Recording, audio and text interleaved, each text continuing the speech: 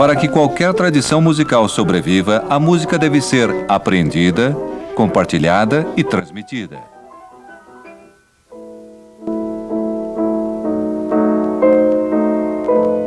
Este processo de comunicação musical de pessoa a pessoa e de geração a geração é conhecido como transmissão.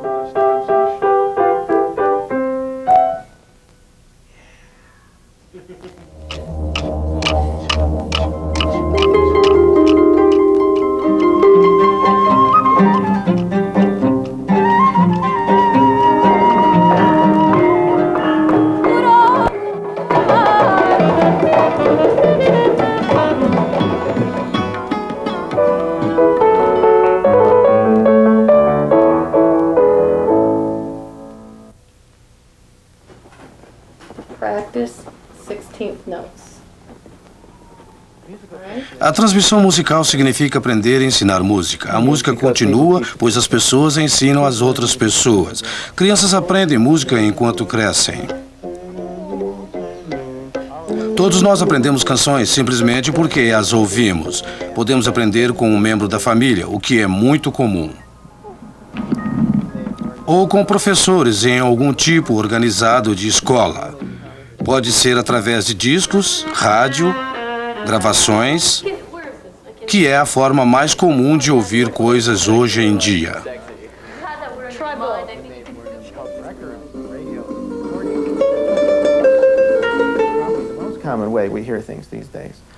Mas estamos constantemente ouvindo e aprendendo música desde o minuto em que nascemos. Algumas sociedades organizam o aprendizado de modo formal. Por exemplo, você passa anos aprendendo a música clássica indiana com um guru. Você vai morar na casa dele e tem aulas todos os dias durante várias horas e faz tudo 1000 vezes. Em outras culturas, a organização é menos formal.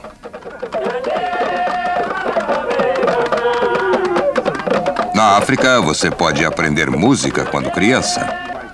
Você cresce num vilarejo e ouve a música de uma certa cerimônia.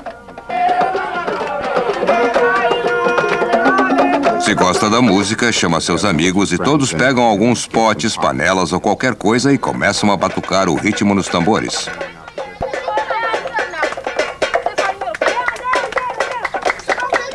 Eventualmente, você torna-se bom nisso. Ou então é expulso da cidade, certo? Geralmente você aprende e adquire certas habilidades. E se alguém perceber que você tem potencial, talvez diga: ei, em vez de fazer assim, por que não tenta deste outro jeito?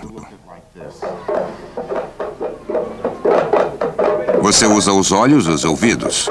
Você olha, ouve e imita.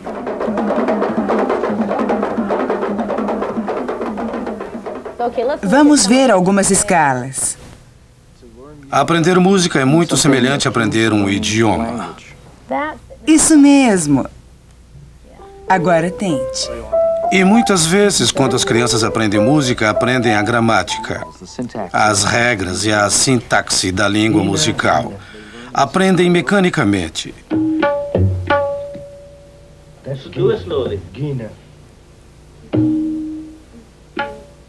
A ideia é que então eles possam trazer algo de seu próprio estilo, de seu próprio espírito e transformar a música, torná-la algo pessoal.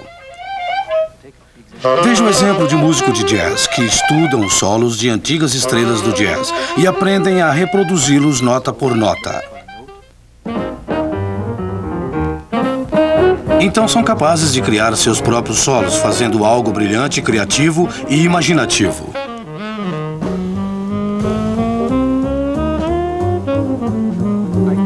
Eu sempre digo que sou autodidata, pois jamais tive um professor de saxofone. Eu considero os grandes músicos do passado e do presente meus professores. Aprendi ouvindo os discos. Considero Sonny Rollins um de meus melhores professores, embora jamais o tenha visto. E eu aprendi ouvindo e tocando com grandes músicos, músicos antigos, mestres, mas também com meus colegas. Acho que aprendi muito tocando com outros músicos jovens que estão no mesmo barco que eu. Tentando aprender música, tentando aprender história e, ao mesmo tempo, tentando estabelecer nossas próprias vozes individuais. Toda vez que você toca com alguém, um pouco da experiência e da sabedoria, um pouco da alma da pessoa é transmitida a você e vice-versa. Um pouco da sua é transmitida a eles.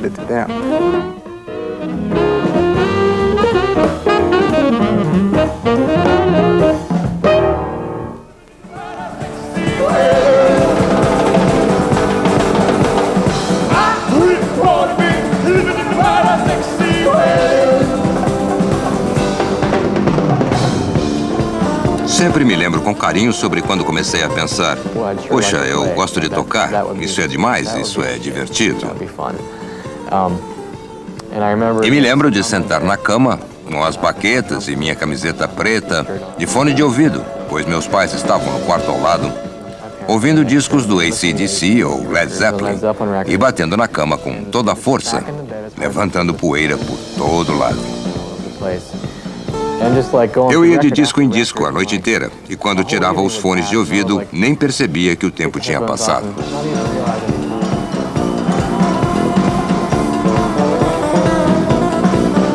Acho que foi o Keith Richards que disse que tudo que você ouve acaba aparecendo na música que você toca, o que é verdade.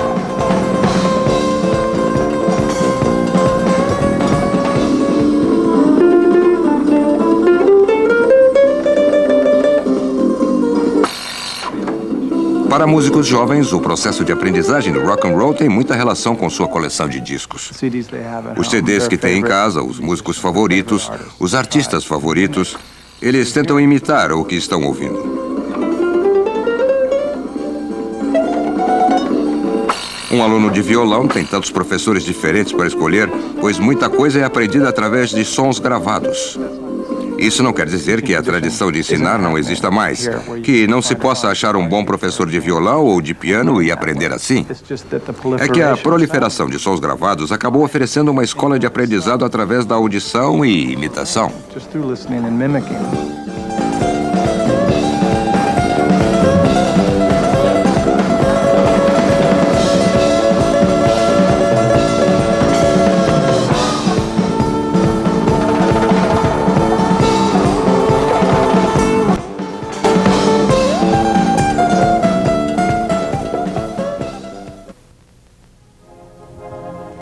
Em muitos coros de igreja, a música também é aprendida oralmente.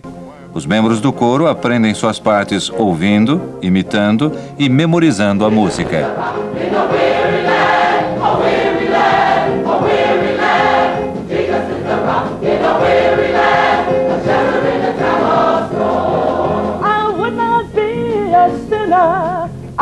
Para ensinar um coro de gospel, tenho que ouvir uma fita, ver se ela é relevante ao espírito de nosso serviço, retirar as vozes individuais dessa fita e ensiná-la ao coro.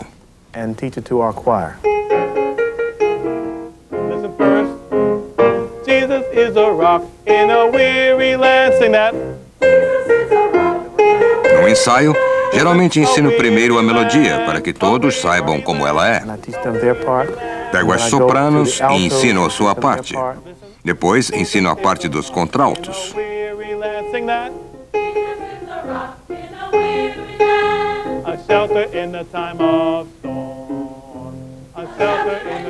Você ensina uma voz e a deixa de lado. Ensina a próxima voz, junta com a primeira e coloca a terceira voz. Isso é chamado de ensaio de naipe. É uma ferramenta bastante eficaz para o ensino mecânico.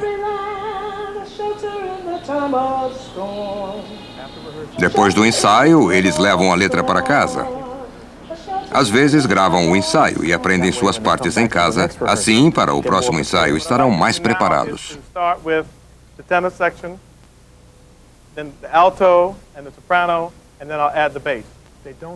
Eles não ficam com a música à sua frente, pois isso destrói a força do texto que aquela música gospel pode trazer. Portanto, a memorização é um elemento essencial para se comunicar eficazmente a força da música gospel.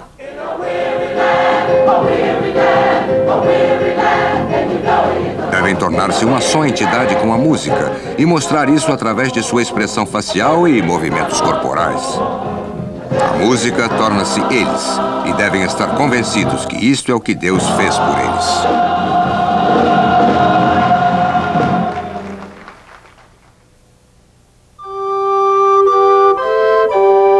Outro meio importante pelo qual a música pode ser transmitida é através da notação.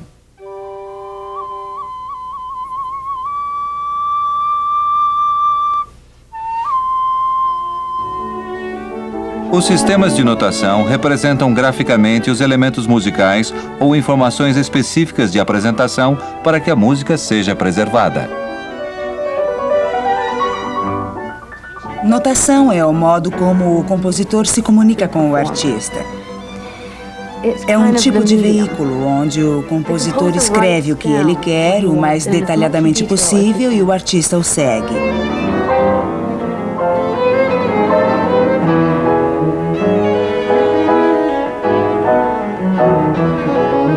A notação nos guia e podemos entrar no pensamento do compositor. É como se estivéssemos unidos ao compositor. Os métodos de notação podem mudar com o tempo. Desde o século XVII, compositores clássicos ocidentais preocupavam-se cada vez mais em fornecer o maior número de detalhes possível.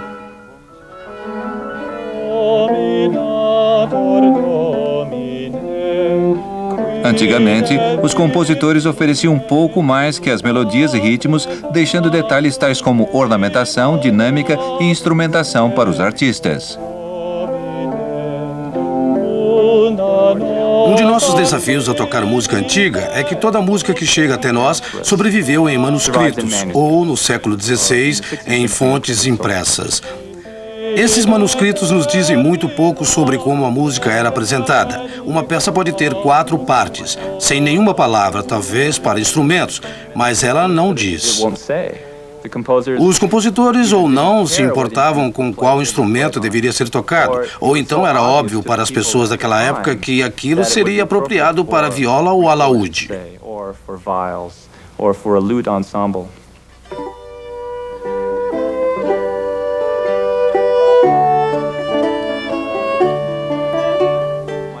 Meu pai tem uma big band. Eles têm música para sax tenor e sax alto, piano e baixo. Há também um baterista, é claro, pois não se pode ter uma big band sem um baterista, mas ele não usa partitura.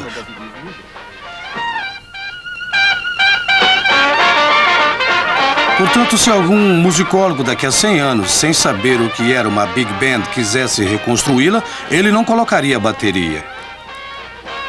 E isso seria ridículo para nós, pois não se tem uma big band, principalmente o som dos anos 30, sem a bateria. Assim, quando encontramos os manuscritos, sabemos que há partes cruciais faltando, partes estas que os músicos improvisavam, ou nem sabemos se músicos profissionais do século XV liam música. É possível que os manuscritos que sobreviveram não fossem para os músicos, mas sim para seus patronos. Talvez uma cópia para ser dada ao rei, para que ele a tivesse em sua biblioteca.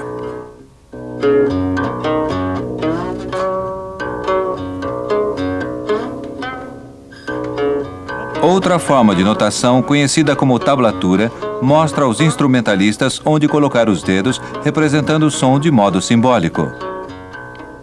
Como a notação para o Shin chinês não especifica todos os aspectos da apresentação, os músicos devem desenvolver suas próprias interpretações rítmicas.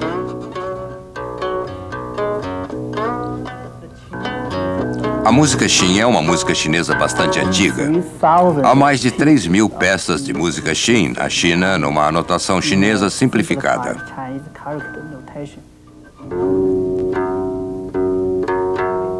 Esta tablatura mostra qual corda sua mão tocou e o tipo de técnicas.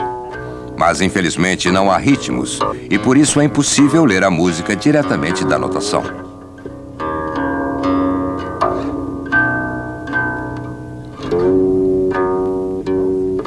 Na maioria das vezes, diferentes músicos Shin têm sua própria interpretação para a mesma peça.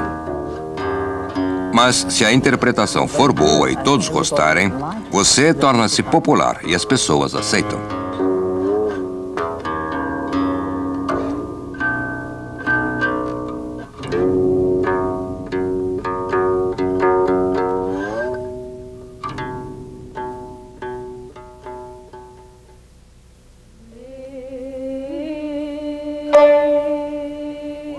Embora a anotação e a gravação do som preserve a música, é o professor que ensina ao aluno como tocá-la. Este relacionamento varia de cultura para cultura. No Japão, o aluno ouve, imita e toca junto com o professor. Antigamente, os alunos moravam com os seus professores e ajudavam nas tarefas domésticas. Fazendo isso, captavam a essência da técnica e concepção artística de seu mestre.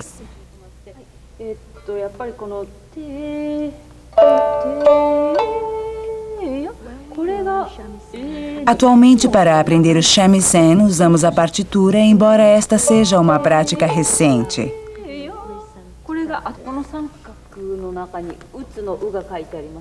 É muito parecida a uma tablatura de violão ou alaúde. A posição em que você coloca os dedos e de que maneira toca algumas técnicas especiais são oferecidas por essa notação. Mas eu tenho que aprender vendo, pois não há meio de saber como certos efeitos de timbre serão criados.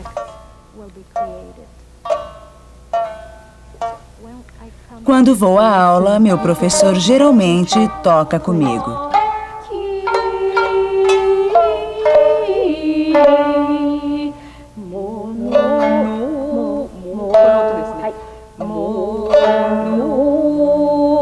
Para aprender a tocar, não falamos sobre a estrutura da música. Você apenas toca lado a lado com o seu professor. Isto é um pouco diferente da música ocidental, onde o professor sentará ao lado e ouvirá você tocar. Para nós, professor e aluno tocam ao mesmo tempo. O aluno olha e encontra a conexão com esta arte.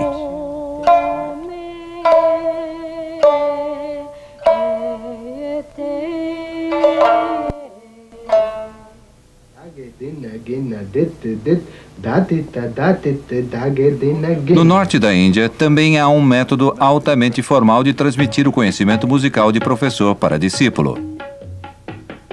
O aluno aprende imitando o que seu professor canta ou toca.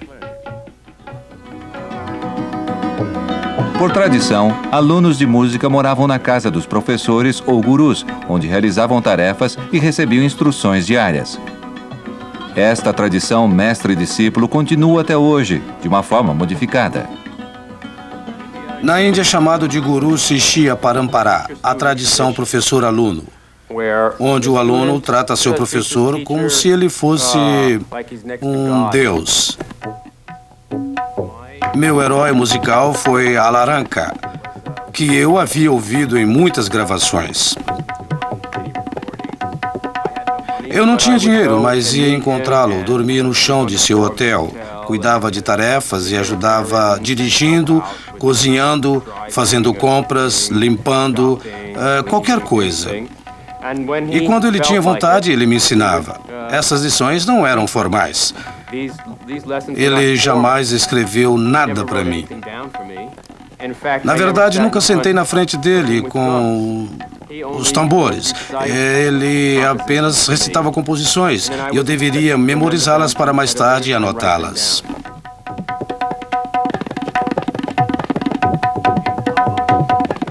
Em nossa música instrumental, você precisa adquirir a habilidade de poder cantar o que estiver tocando.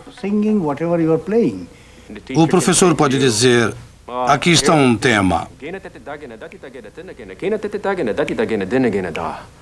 E você, então, é preciso muita memória.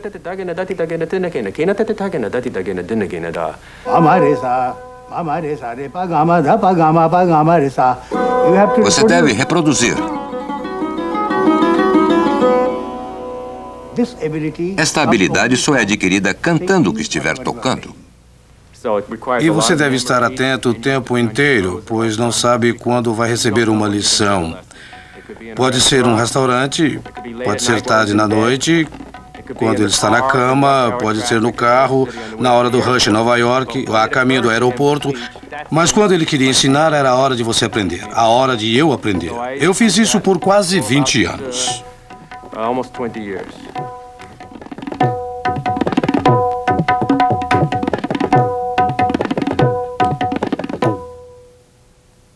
Just play the first part and we'll see what needs to be done there, alrighty? The first movement up to here? No, just the exposition of the first movement.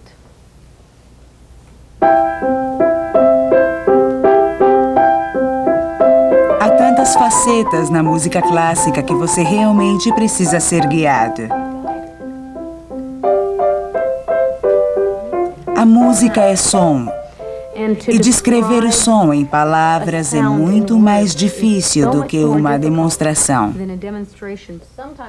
Às vezes, quando estamos tocando, temos que ser bem óbvios, certo? E quando você vai no crescendo até o topo, quando você faz isto, é lindo.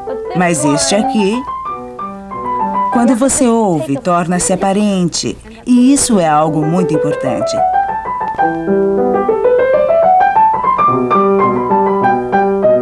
Keep it up. Now what? Good.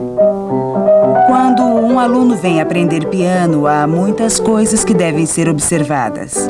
Notação, que é como ler a música, como ler o ritmo, as notas, a dinâmica e interpretações básicas. Mas onde está aquela que você deve se aprofundar mais? Acho também que os conceitos musicais devem ser ensinados a crianças bem novas. Eu tento falar sobre o fraseado para crianças de 5 anos, assim não precisarão aprender mais tarde. E torna-se a linguagem. Pois música é uma linguagem, e se você não aprende a falar em sentenças, você vai falar em pequenas palavras ou notas, você não terá música. Sinta a energia e o espírito, certo? Ótimo!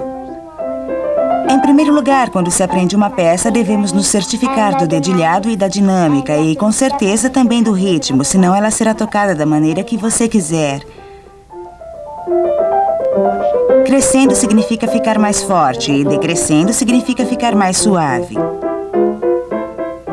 Se você tem a dinâmica, ela muda o espírito e quando as pessoas vão dizer "Ah, isto é tão bonito", de repente há um salto ou coisa assim.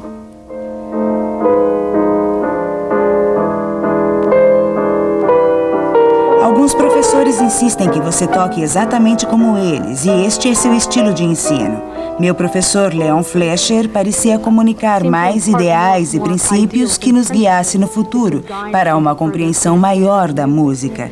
Através de tudo isso, consciente ou inconscientemente, você acaba tocando como o seu professor.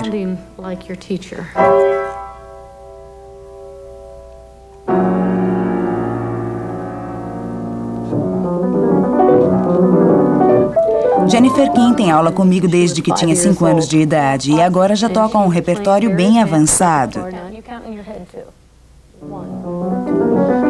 Ela agora tem uma compreensão bastante profunda e eu a guio como um técnico.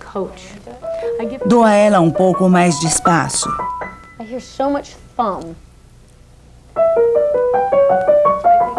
Acho que quando eu tinha uns 5 anos de idade, meu objetivo era colocar um adesivo na minha página. Para dizer sim, em 22 de outubro eu consegui tocar esta peça direito. O ouvido irá ouvir isto, certo? Recentemente eu aprendi a olhar a música em um nível diferente, onde analiso a peça primeiro em minha mente e depois tento trabalhá-la com minhas mãos.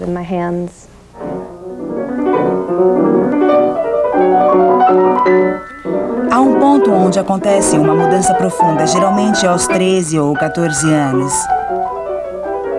De repente, eles entendem o que a música significa para eles. Ficam emocionados com ela, faz parte deles e torna-se parte de suas vidas. E isto é algo que terão para sempre, pois são donos dela. Distribuição Didac. Versão brasileira, Helicon, São Paulo.